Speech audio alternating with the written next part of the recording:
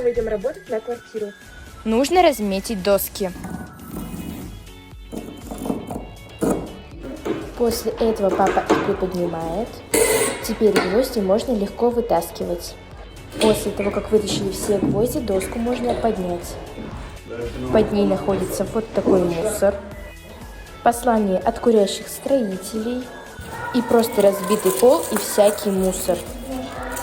Дальше это дело мама пылесосит. Вот такой результат за сегодня. А ты не забывай подписываться, ставить лайки и всем пока-пока.